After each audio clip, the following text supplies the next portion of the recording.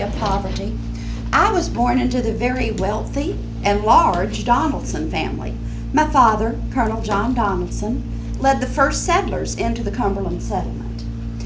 And up until age 10, I'd had a very privileged life. We had a very large plantation, many friends and relatives around. But then when I was 10, we left Virginia and headed for the Watauga area in upper East Tennessee, where we stayed for 2 years while making preparations to have that famous flatboat journey that brought us into the Cumberland settlement. The journey, at only 12 years old, I saw things that a young girl should never see. I saw people, friends, die along the way. The people on board the Stewart boat contracted smallpox, and for the safety of the rest of the flotilla, had to trail behind. The Indians, seeing this one isolated boat, attacked. We were too far downstream to be of any aid or defense. We were not too far downstream to hear their cries for help, or their shrieks as the entire boatload was massacred.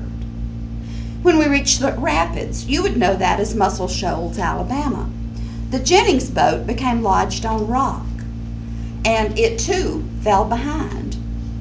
Well, as the Indians, seeing an isolated boat, attacked, and as the arrows and bullets sped by, the 2 young men assigned to the boat's defense jumped ship and swam for the safety of the opposite shore, leaving elderly Mr. Jennings and a boatload of women to fend for themselves.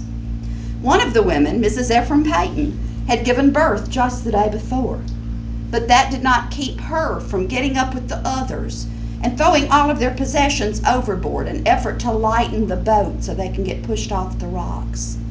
Nancy Gower was a young girl just 2 years older than me. She was struck in the thigh by a bullet, but that did not prevent her from getting up and joining the others. She manned one of the poles that eventually pushed them off of the rocks and to freedom. Well, once they were safely downstream, they discovered that in their haste and panic, someone had picked up the crib containing Mrs. Payton's newborn and thrown it overboard. Yes, I saw things a 12-year-old child should never experience.